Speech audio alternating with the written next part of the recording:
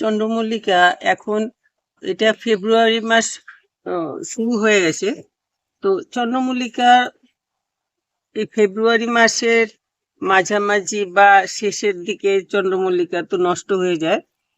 এখন এই চন্দ্রমল্লিকা গুলোকে আমরা এইবারের ফুলগুলো গাছগুলোকে আমরা কিভাবে আগামী বছর যাতে এই গাছগুলোকে রাখতে পারি, আগামী বছর পর্যন্ত সুন্দর করে বাঁচিয়ে রাখতে পারলে ওই যে অনেক দেখা যায় না, এরকম এইরকম করে ঝাড়, বড় করে ঝাড় মতো বানায়, এরকম করে ওই জিনিসটা আমরা বানাতে পারবো। তাছাড়াও আছে এইগুলোর থেকে যে সমস্ত এই তলা দিয়ে, এইটাতে বেরোয়নি, দেখাচ্ছি আমি, এই যে রুট, রুটের থেকে যে চারাগুলো বেরোয়, এই চারাগুলোর থেকে আমরা নতুন চারা তৈরি করতে পারি। ওই চারাগুলো, এগুলো তো শেকড় শুদ্ধ চলে আসে, তো ওই চারাগুলো আমরা আগা কেটে যে চারা বসাই, সেই চারার আগে এই চারাগুলো পেয়ে যাব। তাতে আমাদের শুরুর থেকে, পরে আগা কেটে চারা বসালাম, ওইটাতে আমাদের অনেক চারা হবে, ঠিক আছে, কিন্তু তার আগে আমরা এই যে শেকড় থেকে যে গাছগুলো, চারাগুলো বেরোচ্ছে, এইগুলোকে আমরা তখন বসিয়ে দিতে পারবো চারার জন্য। সেই জন্য গাছগুলোকে আমাদের একটুখানি কেয়ার নিতে লাগবে ওইভাবে। আর ওই যে ঝাড় মতো হয়, একদম এরকম বুশ মতো তৈরি হয়। আর আমরা যারা ছোট ফুল গাছ করার লোকজন আর কি, ছোটখাটো ভাবে, আমাদের ওই 1000 ফুল না হলেও 200-300 ফুল যদি একটা গাছে হয়, বা চাই তো 500 ফুলও হতে পারে, কেন ওদের মতো আবার 1000 ফুলও হতে পারে, যারা বড় ভাবে করে ওদের মতো। তো ওইটার জন্য আমরা গাছকে কিভাবে, গাছের কেয়ার নেব, সেটা আমি দেখাচ্ছি। এখন সবার প্রথম কি করতে লাগবে, এই যেমন এই গাছটা আছে, এটাকে আমার পুরো ছাঁটাই করে দিতে লাগবে। এই যে এখন তো আর ফুল, এইটার কোনো ফুলই, একটা দুটো ফুল এই যে ভালো আছে, একটা দুটো ফুল, এইটার জন্য কষ্ট পেয়ে লাভ নেই, তাতে গাছ নষ্ট হয়ে যাবে। আর চন্দ্রমল্লিকা গাছের সবচাইতে বড় একটা প্রবলেম হচ্ছে এই যে পাতাগুলো তলায় শুকিয়ে যায়, এই যে শুকনো পাতা। আমি কালকে ওইখানটাতে কয়টা গাছে পরিষ্কার করেছি, তাতে অনেক পাতা বেরিয়েছে, শুকনো পাতা। এখন এইগুলোতে পোকা হয়, পোকা বলতে মাকড়সা হয়, ছোট ছোট মাকড়সা হয়, তারপর শুঁয়োপোকা হয়ে যায়, ছোট ছোট শুঁয়োপোকা হয়ে যায়, তাতে অন্য গাছে এগুলো চলে যায়। এখন আমি সেই জন্য এটাকে একদম, এই যে স্টেমটা আছে, এটার থেকে এতটুকু পরে আমি এটাকে পুরোটা একদম এইরকম করে কেটে দেব। এই যে এখনই মাকড়সা হয়ে গেছে, এই যে এইটা কিন্তু ছোট মাকড়। তো এইগুলো খুব বেশি রকম ভাবে এই চন্দ্রমল্লিকাতে হয়ে যায়। এই দাঁড়া দাঁড়া দাঁড়া, এগুলো টান দিও না, এগুলো থাকলে পরে সুবিধা হবে আর কি। পরে যখন নাকি গাছ আস্তে আস্তে ডাল টাল ছাড়তে থাকবে, তখন আমার এইগুলোর সাথে আবার নতুন করে রশি টসি বেঁধে দিলে ভালো হবে। তো আমি নিচের থেকে একদম বড় জোর এই 4-5 ইঞ্চি ওপরে লম্বা রয়ে গেছে, এইখানটাতে আমি এই যে আমি এইরকম করে পুরোটা গাছ এক সমান করে কেটে দিলাম, এইরকম করে। আমার এই কাঠিগুলো থাকলে কিছু খারাপ না, ভালোই। পরে সুবিধা মতো আরো অন্যভাবে কাঠি লাগিয়ে নেওয়া যাবে, কিন্তু আপাতত আছে যখন, তখন থাক এগুলো। একটা ব্যারিকেডের ভেতরে থাকলে উম, গাছ গাছটা ভালো হবে। তো এইগুলো আমি এরকম করে কেটে নিলাম। এখন কেটে,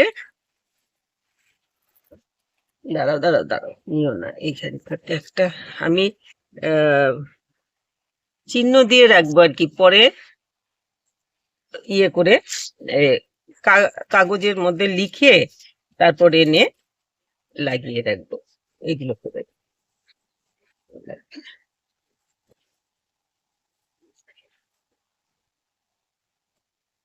এগুলো গোড়াটা খুব ভালো করে পরিষ্কার করে একদম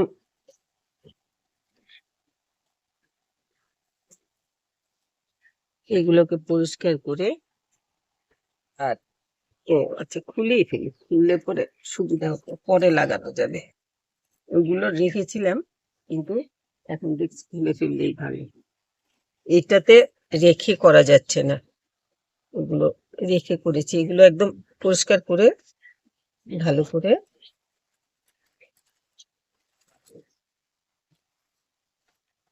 এটার গোড়াতে এখনো চারা বেরোয়নি, সাইড দিয়ে চারা বেরোলে সেই চারাগুলো আমরা অনেক আগে পেয়ে যাই।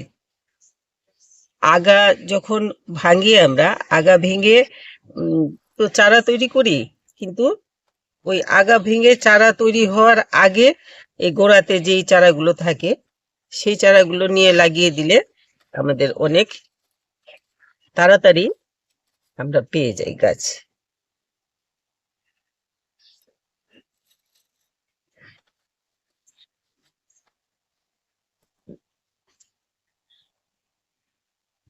আর এই যে এইগুলোর মাথাতে একটু একটু আহ হলুদ লাগিয়ে দিতে লাগবে, নইলে পরে হলুদ, বা আপনারা যদি ফাঙ্গিসাইড ইউজ করেন, যে ফাঙ্গিসাইড ইউজ করেন সেই ফাঙ্গিসাইডটা এটাতে লাগিয়ে দেবেন, নইলে ওই যে ডাইব্যাক হয়ে তো ডালগুলো মরে যায় আর কি। এই জন্য একটু ফাঙ্গিসাইড দেওয়াটা খুব দরকার হয়ে যায়। তো আমি এখানে হলুদ লাগিয়ে দিলাম। আর এখন এই গাছকে খুব সাবধানে রাখতে লাগবে, যাতে কোনো রকম বৃষ্টির জল না পড়ে। হঠাৎ করে ফেব্রুয়ারি মার্চে হঠাৎ হঠাৎ বৃষ্টি চলে আসে, ওই বৃষ্টির জলটা যাতে না পড়ে সেইটা খুব লক্ষ্য রাখতে লাগবে। আর গাছটাকে আমি খুব সামান্য একটুখানি, এখন বিশেষ কিছু সার দেব না আর কি, এইটা তো একদমই এই অবস্থায় থাকবে। আর ওই অল্প শুকনো গোবর, যাতে একটুখানি 1 মুঠ এরকম করে এই সাইডের মাটিটা সরিয়ে দিলাম, এরকম করে আমি সাইডে একটুখানি শুকনো গোবর দিয়ে রাখলাম এইরকম। আর জলটা খুব মেপে দিতে লাগবে, যাতে গাছটা মরে না যায়। আর বেশি জল পেলেও এখন পচে যাবে। এতদিন গাছের খুব বেশি জলের প্রয়োজন ছিল, যেমন সকালে জল দিলে আবার বিকেল বেলা শুকিয়ে গেছে, কারণ গাছে ভর্তি ফুল ছিল। এখন তো গাছের ডালপালাও কেটে ফেলছি, জলের খুব মিনিমাম প্রয়োজন। এখন যেরকম স্যাঁতসেঁতে আছে মাটিটা, এটাতে আজকে জলের দরকারই নেই। মাটি শুকিয়ে গেলে তখন একটু জল দিয়ে দেবেন, যাতে গাছটা বেঁচে থাকে। আর আমি এই যে কালকে এগুলো করেছি, তো সব এগুলো কিন্তু আমি সব এমনি এই যে এরকম গুজে রেখেছি, কারণ চিহ্ন দিয়ে রেখেছি আর কি। এখন কাগজে লেবেল বানিয়ে তারপরে এগুলোতে লাগিয়ে দেব। আমি সবগুলোর না, বড়গুলোর না, এই যে মিডিয়াম সাইজের আছে, তারপর পম্পন আছে, ওইগুলোর শুধু এই যে ঝাড় মতো হয় যে ওইরকম বানাবো। তো আপনারা যদি চান যে এরকম ঝাড় মতো বানাবেন, তাহলে এইরকম আমার ভিডিওগুলো দিকে লক্ষ্য রাখবেন, যাতে আমি এরপরে কি করব সেটা আমি এর পরের ভিডিওতে দেখাবো। আর আপনারা ভিডিওগুলো স্কিপ না করে দেখবেন, তাহলে ওই রকম ভাবে করতে পারবেন যাদের করা হয়নি এরকম ভিডিও, আর ইচ্ছে আছে ওই রকম করে ঝাড় মতো বানানোর। তো আমার ভিডিও এর পরের ভিডিওতে কি দিলাম সেটাও দেখবেন। আর এইগুলো স্কিপ করলে পরে কিন্তু হবে না, স্কিপ না করে দেখবেন, তাহলে পুরোটা দেখা হবে, ভালো হবে। আর আমি ওই যে বলছি, আর তো সবাই একটুখানি ভালো লাগে যদি, তাহলে একটু লাইক শেয়ার করবেন, একটু সাবস্ক্রাইব করে নেবেন যারা সাবস্ক্রাইব করেননি। আর এই যে আমি এখানে দেখাচ্ছি, এখানে ও যেটা বলছিলাম, সাবস্ক্রাইব করবেন আর বেল আইকনটা বাজিয়ে দেবেন, তাহলে পরে যখনই আমি ভিডিও ছাড়বো আপনারা আপনাদের ইয়েতে পেয়ে যাবেন, মোবাইলে পেয়ে যাবেন। আর এই যে আমি বলছি চারাগুলো বেরোয়, এই যে বেরিয়েছে চারা, এটা আরেকটু বড় হলে তখন এটা লাগিয়ে দেওয়া যাবে। তো আমরা খুব তাড়াতাড়ি এগুলো পেয়ে যাব। এই যে মাটি যেহেতু কেটে ফেলছি এখন, এই যে জলটা টানছেই না, কিন্তু এতটুক মাত্র এটার ইয়ে আছে। তো এই অবস্থায় জল পড়লে পরে গাছের গোড়া পচে যাবে, এই জন্য জলটা খুব মেপে দিতে লাগবে। এইগুলোতে জল দেবেন না, শুকিয়ে গেলে তখনই জল দেবেন, নইলে কিন্তু এই বছরের চারা দিয়ে যে আমি আগামী বছর এরকম ঝাড় বানাবো বা নতুন গাছ তৈরি করব, তা হবে না। এই এই রেখে দিলাম। আর এখন এটাকে আমি একটু এক্ষুনি তো শেডে রাখার দরকার নেই, কিন্তু বৃষ্টি যাতে না পড়ে সেই ব্যবস্থাটা দেখবেন। তবে অন্তত পক্ষে মাসে একবার কি দুবার একটুখানি ফাঙ্গিসাইড হোক বা ওই কীটনাশক যা কিছু আপনারা ইউজ করেন সেই জিনিসগুলো ইউজ করবেন, নইলে পরে এইগুলোতে পোকা, যেগুলো আমি বললাম, বিশেষ করে মাকড়সা আর শুঁয়োপোকা, আরেকটা কি বলে ব্ল্যাক কি যেন বলে, কালো কালো গুঁড়ো গুঁড়ো পোকাগুলো হয়, ওই পোকাগুলো, এইগুলোর ব্ল্যাক মাইট বোধহয় বলে, আমি ভুলে গেছি কি নাম বলে।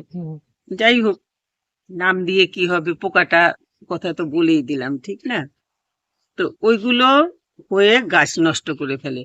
এই জন্য অন্তত মাসে দুবার একটুখানি কীটনাশক যে যা ইউজ করেন তা ইউজ করবেন। তো এটাকেও করে দিই। এই গাছটাকেও আমি ছেটে ফেললাম, এই যে এইরকম করে ছেটে ফেলছি, ছেটে এই যে এটাকে এই সিম্বল লাগিয়ে দিচ্ছি এটার মধ্যে। আর একটুখানি এই যে হলুদ গুলে রেখেছিলাম আমি আগে, এইখান থেকে লাগিয়ে দিচ্ছি এটার মধ্যে। তো এইভাবে আপনারা করবেন, যাতে আগামী সিজনে ওই রকম বড়োভাবে আমরা ঝাড় তৈরি করতে পারি, বা তাড়াতাড়ি ফুল পেতে পারি। তাহলে আমাদের এই মাদার প্ল্যান্টগুলো থাকবে। মাদার প্ল্যান্ট থাকলে আমরা এই মাদার প্ল্যান্টের থেকে অনেক চারা তৈরি করতে পারবো। আর যেমন চারা তৈরি করতে পারবো, যেমন বড় বড় নার্সারিগুলোতে বিশাল বড় বড় এরকম ঝাড় তৈরি করে হাজার 1,000-1,500 ফুল একটা ঝাড়ের মধ্যে হয়। আমাদের 1,000-1,500 নাই হলো 200, 400, 500 যদি হয়ে যায়, সেটাই তো আমাদের কাছে অনেক বেশি মনে হবে। আর ওই লক্ষ্য করে এই মাথাগুলোতে একটুখানি ফাঙ্গিসাইড হোক বা হলুদের গুঁড়ো হোক গুলে লাগিয়ে দেবেন, নইলে পরে এগুলোতে ডাইব্যাক হয়ে ডিস্টার্ব হবে। আর এই চারাগুলোই কিন্তু আরেকটু বড় হবে, তো আমরা এই চারাগুলো সময়ের আগে লাগিয়ে গাছ তৈরি করে ফেলতে পারবো, এই সাইডের চারাগুলো তুলে। আর এগুলোর থেকে গাছ বড় হবে। আমি যেইভাবে করি, যেইভাবে করব, আমি নিজে করব আর ভিডিও করে আপনাদের দেখাবো। যারা চাইছেন যে এইরকম ভিডিও কিছু দেখতে, কিভাবে করা হয় সেটা আমার ভিডিও, এরপরে কি ভিডিও দিলাম, এই গাছগুলোকে আমি কেমনভাবে কেয়ার নিয়ে এইগুলোকে তৈরি করছি সেটা আমি করে করে দেখাবো। আপনারা আমার ভিডিও, এরপরের ভিডিও আবার দেখবেন, আর স্কিপ করবেন না। স্কিপ করলে পরে কিন্তু এই ভিডিওগুলো অন্তত পক্ষে স্কিপ করে দেখলে কাজ হবে না, এইগুলো একদম পুরোটা দেখতে লাগবে। আর এই যে বললাম, জলটা খুব সাবধানে দেবেন। আমার এই গাছটা মোটামুটি আছে ঠিকঠাক, কিন্তু এই যে এই গাছটা, এটাতে কিন্তু জল পড়ে গেছে বেশি, এটাতেও জল পড়ে গেছে বেশি, এই যে একদম ভিজা হয়ে গেছে। এইরকম হলে পরে গাছের গোড়াতে পচা লেগে যাবে। এই জন্য জলটা খুব মেপে দেবেন। আর মাসে অন্তত পক্ষে 1 থেকে 2 বার ফাঙ্গিসাইড হোক বা যে কোনো কীটনাশক একটুখানি স্প্রে করে দেবেন, যাতে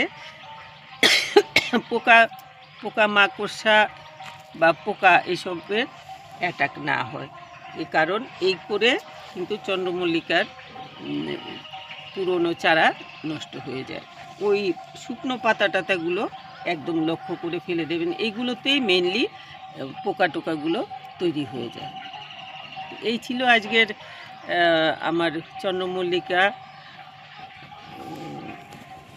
কি বলবো এটাকে, এই আগামী বছরের জন্য সংরক্ষণের ব্যবস্থা, আর ওই যে ঝাড় তৈরি করব ওইটার প্রাইমারি স্টেজ। তো আপনারা দেখবেন, আমি তো আগেই বলছি, একটু ভালো লাগলে লাইক শেয়ার করবেন আর দেখে যাবেন, একদম স্কিপ করবেন না, পুরোটা দেখবেন। এই ব্যাপারটা কিন্তু স্কিপ করলে হবে না, পুরোটা দেখতে লাগবে। তো সবাই খুব ভালো থাকবেন।